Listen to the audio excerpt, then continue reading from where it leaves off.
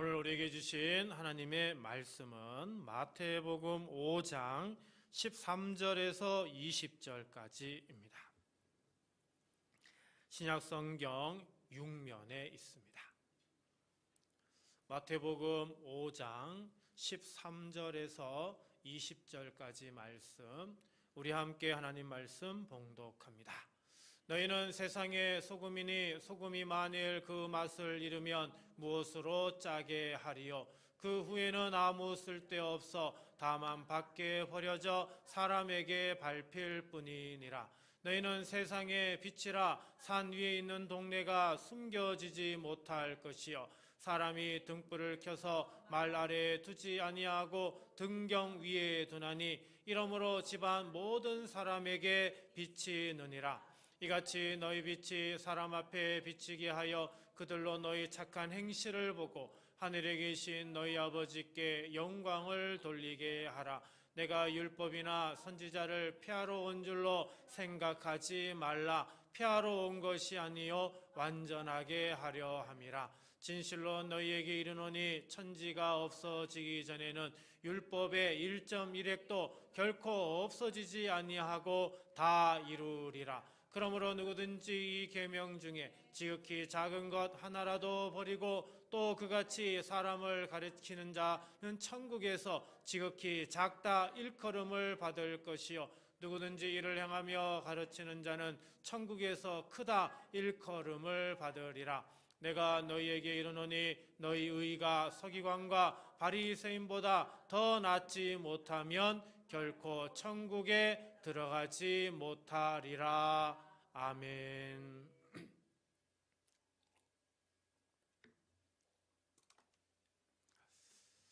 지난주 우리는 마태복음 5장 1절부터 12절까지의 말씀, 예수님이 말씀하신 팔복에 대하여 은혜를 나누었습니다. 주님은 제자들의 겉모습이나 성과를 먼저 보지 않으시고요, 하나님 나라 백성의 내면을 먼저 말씀하셨습니다. 예수님께서 말씀하신 팔복은요, 세상이 말하는 복과 전혀 다른 길이었지만 예수님은 그 길이 천국 백성의 참된 복이라고 선포하셨습니다. 그런데 여기서 우리는 중요한 질문이 생깁니다. 이 복은 마음속 고백으로만 머무는 것인가?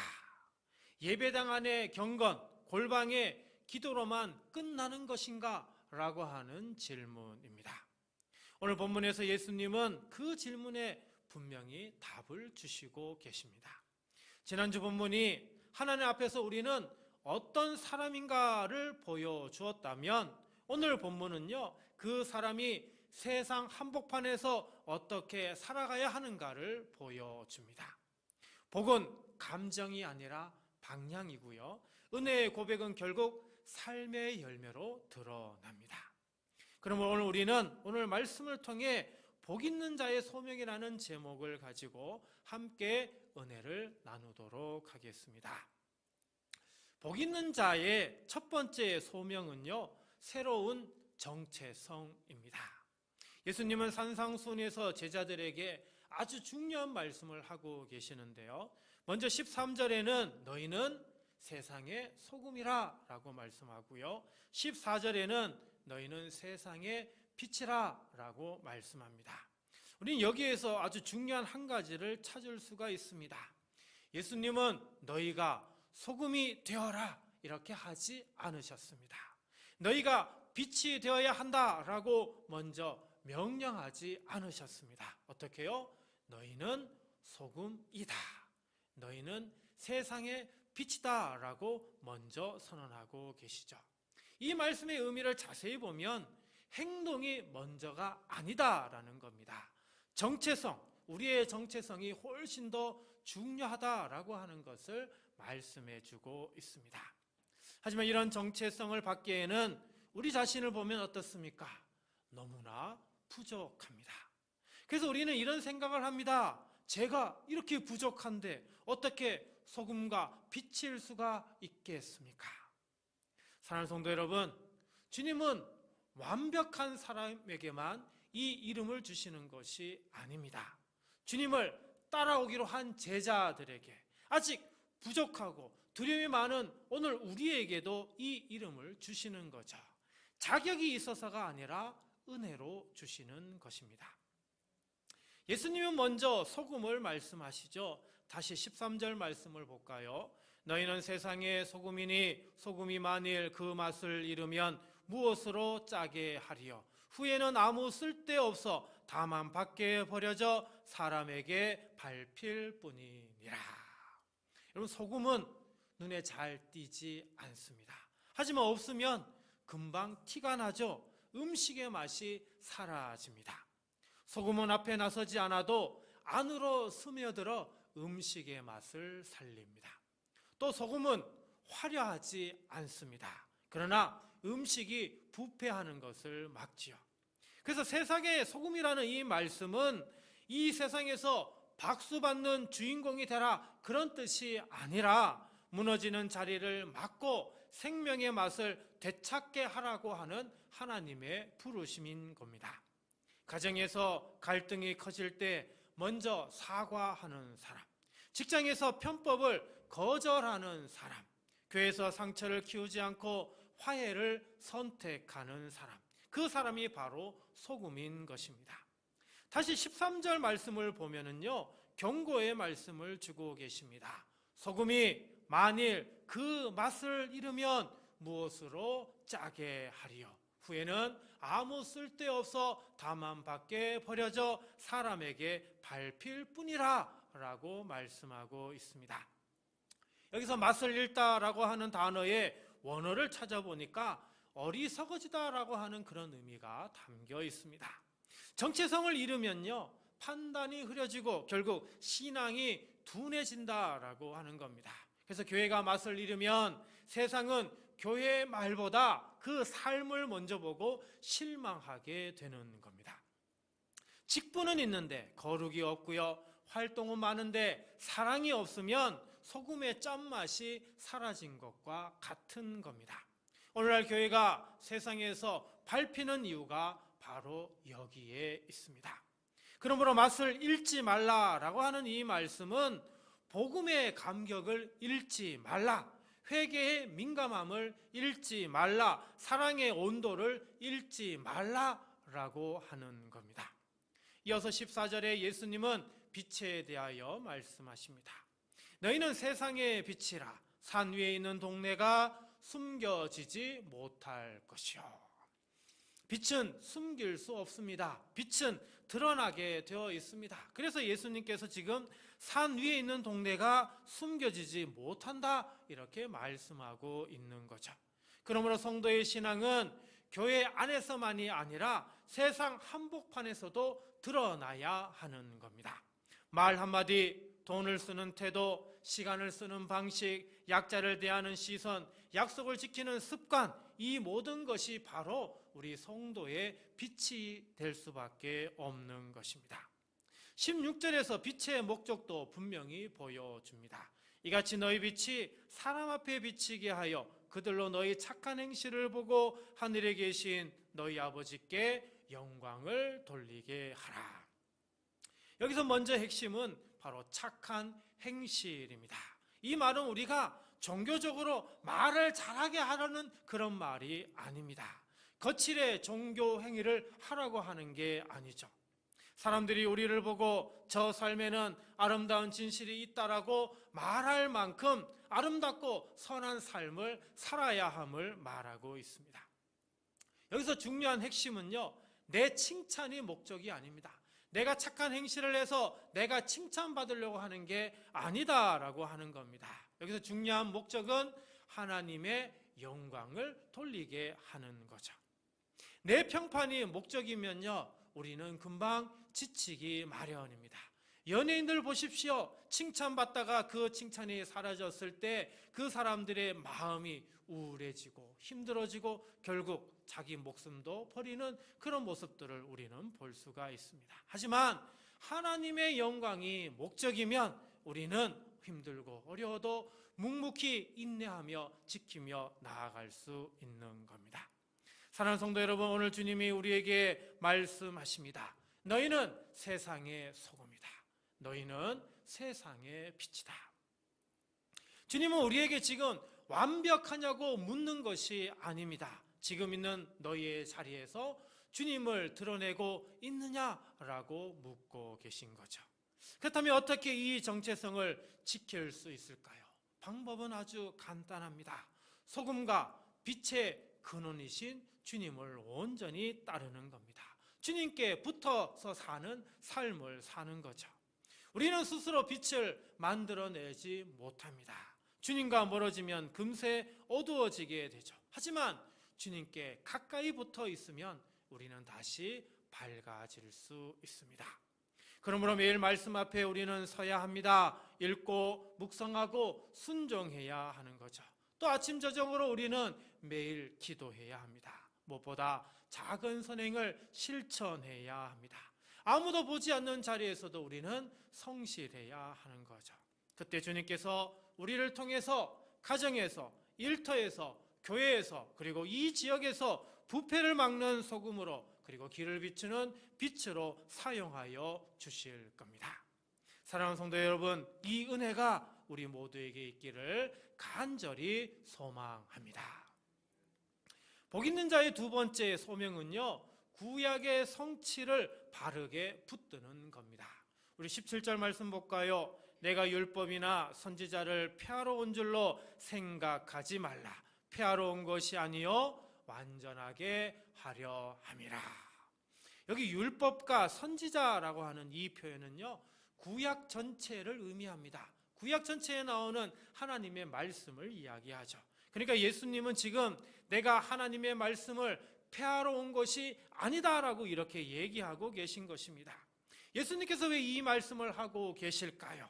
예수님의 가르침이 너무나 새롭고 너무나 권위가 있었기 때문에 사람들이 쉽게 오해할 수밖에 없었던 겁니다. 그래서 예수님은 이 오해를 바로잡기 위해서 말씀을 폐하러 온 것이 아니라 어떻게 해요?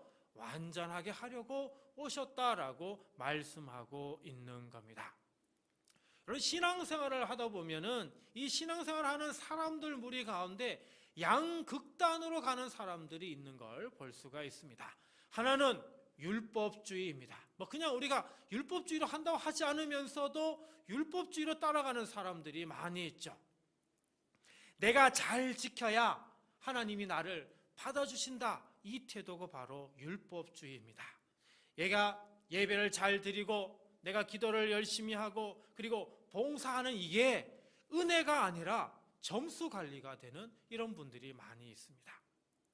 이런 분들은 정말 처음에는 열심을 가지고 하는데요, 잘하면 이게 교만으로 빠지고요, 잘 못하게 되면 결국 절망으로 끝나는 그런 모습들을 많이 보게 됩니다.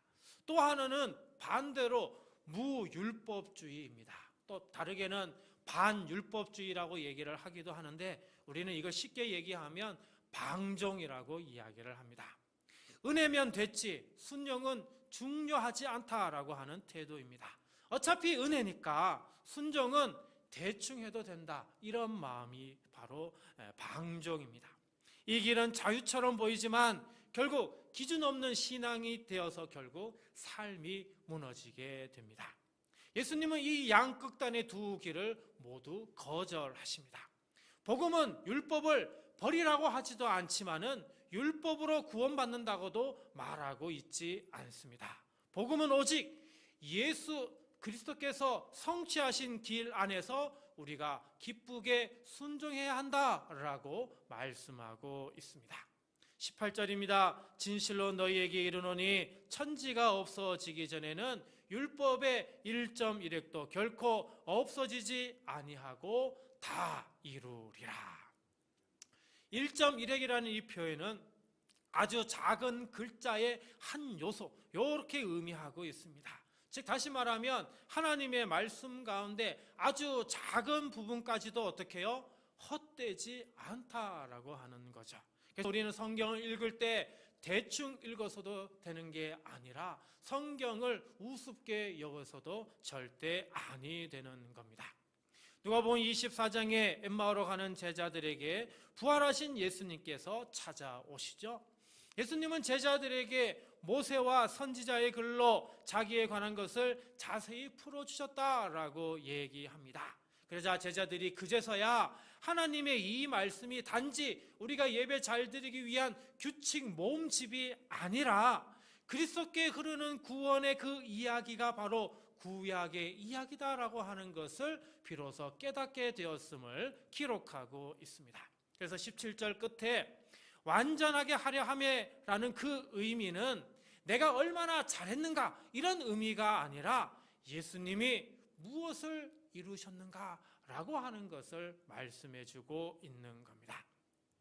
사랑하는 성도 여러분, 여기서 우리는 우리의 마음을 점검해야 됩니다. 나는 사랑받기 위해 순종하고 있는가? 아니면 이미 사랑받았기에 순종하는가라고 하는 점검입니다. 여러분, 사랑받기 위해 순종하면 실패하고 힘들어지고 어려워지면 그냥 쉽게 무너지고 맙니다. 그러나 이미 내가 사랑받았기에 순종하면은요, 넘어져도 잘못된 길로 갔어도 회개하고 다시 돌아와 일어설 수 있는 겁니다. 복음은요, 우리를 바로 이 두 번째의 길로 이끌어 주죠. 이미 받아들여졌기 때문에 내가 순종한다. 이것이 바로 복음의 순종인 겁니다. 사랑하는 성도 여러분, 오늘 우리에게 필요한 건요, 더 빡빡한 종교 생활이 아닙니다.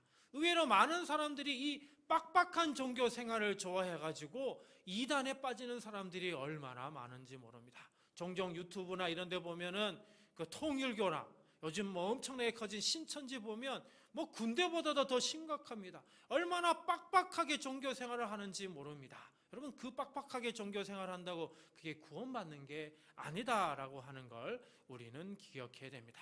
그렇다고 아무렇게나 사는 느슨함도 아닙니다. 예수님이 성취하신 복음 안에서 우리가 기쁘게 순종하는 게 이게 훨씬 더 중요한 것이라는 것을 우리는 반드시 기억해야 됩니다. 그러므로 말씀을 부담이 아니라 생명의 길로 받아들여야 합니다. 순종을 단지 점수 계산으로 하는 것이 아니라 감사의 열매로 받아들여야 하는 거죠. 성경을 나를 증명하는 도구로 읽는 것 아닙니다. 그리스도를 더 사랑하게 하는 길로 우리는 하나님의 말씀을 읽어야 하는 거죠. 그럴 때 우리 교회는 시대의 유행 속에서도 길을 잃지 않을 수 있습니다. 우리의 중심이 감정이 아니라 시대의 흐름이 아니라 성취하신 그리스도가 우리의 중심이 되어야 합니다.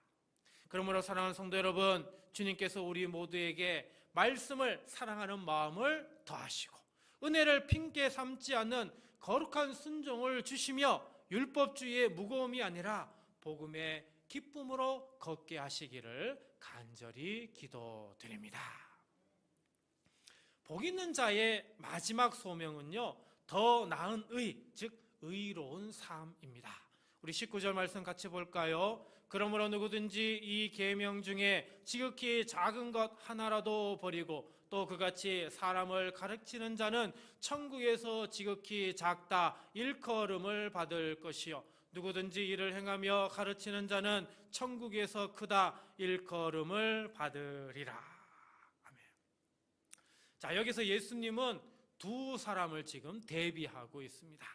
작은 계명이라도 가볍게 여기고 자기도 행하지 않으면서 가르치는 사람과 반대로 말씀을 행하고 또 가르치는 사람, 이 두 사람을 대비하고 있습니다. 그래서 여기에서 핵심은 뭡니까? 입술의 복음과 그리고 삶의 복음이 같아야 한다는 것을 지금 말씀해 주고 있죠. 말은 옳은데 삶이 다르면 복음의 힘이 약해집니다. 그러나 먼저 살고 그 다음 말하면 그 말이 사람을 살리게 된다라는 거죠. 그리고 20절에 더 강하게 말씀하고 있습니다. 내가 너희에게 이르노니 너희 의가 서기관과 바리새인보다 더 낫지 못하면 결코 천국에 들어가지 못하리라. 여기 중요한 단어가 바로 의라고 하는 단어입니다. 이 단어는요, 단지 율법조항을 많이 지켜야 된다는 그 어떤 양을 이야기하는 게 아닙니다. 하나님 앞에서의 바른 상태, 중심이 하나님께 향한 상태를 말합니다. 예수님 당시에 이 서기관 바리새인들은요, 성경 지식이 많았고요, 겉으로도 정말 엄격하게 율법을 준수했습니다. 그런데도 예수님은 너희 의가 이 바리새인 서기관보다 더 나아야 한다라고 말씀하고 있습니다. 겉으로는 이 율법을 지키는 것 도저히 바리새인이나 서기관같이 따르기는 도저히 불가능합니다. 그런데도 예수님께서 이렇게 말씀하신 이유는 무엇이겠습니까? 이 바리새인들 서기관이 겉으로는 정말 경건했지만 속으로는 하나님과 멀어져 있었기 때문입니다. 그러므로 더 나은 의라고 하는 것은 우리가 외형적으로 규칙을 더 추구하고 그것을 따르고 지키는 게 아니라 마음과 중심의 변화가 더 중요함을 말씀해 주고 있습니다. 19절에 작다, 크다도 같은 맥락입니다. 신앙 등급표를 만들라라고 하는 게 아닙니다. 말씀을 가볍게 여기고 살면 하나님 나라의 평가에서 가벼워지고, 반대로 말씀을 귀히 여기고 행하면 하나님 나라의 평가에서도 귀하게 여겨진다라고 하는 뜻일 뿐입니다. 그래서 여기서 중요한 단어는 뭡니까? 행하며 가르치는 자입니다. 순서가 중요하죠. 먼저 행함이 있어야 되고요, 그 행함을 통해서 많은 사람들이 가르침을 받을 수 있다라고 하는 겁니다. 성경은 이 차이를 인물로도 분명히 보여주고 있습니다. 다윗과 바로 사울 왕이죠. 다윗은 완벽해서 의로운 사람이라고 불려진 사람이 아닙니다. 큰 죄를 저질렀지만 이 죄를 합리화하거나 변명하지 않고요, 하나님께 돌아와서 무릎을 꿇었습니다. 겉모습 관리보다 마음의 찢김을 선택했던 것이죠. 의의 핵심은요, 실수 없음이 아닙니다. 하나님께 돌아오는 중심입니다. 반대로 사울 왕은 체면을 붙들었습니다. 백성 앞에 체면을 지키려 했고 순종보다 핑계를 택했습니다. 겉은 꽉 찬 왕처럼 보였지만 속은 텅텅 비어 있었던 것입니다. 이것이 예수님이 말씀하시는 의의 차이인 것입니다. 바로 행동하고 그리고 가르치는 사람이죠. 그렇다면 더 나은 의는 어떻게 가능할까요? 먼저 자기 의를 내려놓아야 합니다. 나는 남보다 낫다는 비교의 의를 버려야 하는 거죠. 자, 그런 다음에 그리스도의 의를 붙들어야 합니다. 우리의 공로가 아니라 주님의 은혜가 기초가 되어야 합니다. 받아들여짐이 먼저이고 그리고 순종은 그 열매, 은혜의 열매이기 때문입니다. 그래서 마지막으로 마음의 자리에서 순종을 시작해야 하는 거죠.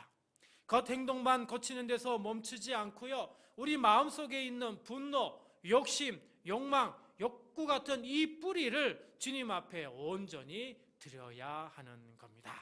여러분, 이 흐름이 바로 산상수훈의 흐름입니다. 이제 5장 21절 이하에 보면은 분노에 대해서, 정욕에 대해서, 맹세에 대해서, 원수 사랑까지에 대해서 설명해 주고 있는데, 이 내용들이 전부 다 행동 어떤 그 표면이 아니라 마음의 뿌리를 다루고 있는 걸 우리가 볼 수가 있습니다. 그래서 너희 의의 실제 내용은 21절 이하를 통해서 우리가 알 수가 있습니다. 여러분, 이기기 위한 말이 아니라 살리기 위한 말을 선택해야 합니다. 인정받으려고 경쟁하는 게 아니라 감사의 봉사를 선택해야 합니다. 눈앞의 이익보다 정직을 선택해야 합니다. 사람이 몰라도 우리 하나님이 아십니다. 그것이 바로 더 나은 의인 것이죠. 사랑하는 성도 여러분, 예수님은 우리를 절망시키려고 기준을 높이신 게 아닙니다. 복음으로 진짜 사람, 진짜 제자가 되게 하시려고 의의 본질을 분명하게 다시 확증하고 계신 겁니다. 주님께서 우리 모두에게 정직한 마음과 끝까지 순종하는 힘을 주셔서 가정에서는 화해의 사람, 교회에서는 본이 되는 사람, 일터에서는 신뢰받는 사람으로 세워주시기를 간절히 기도드립니다. 그래서 우리의 작은 순종을 통해 하나님 나라의 빛이 이 지역 가운데 더욱 밝아지기를 주님의 이름으로 간절히 축복합니다.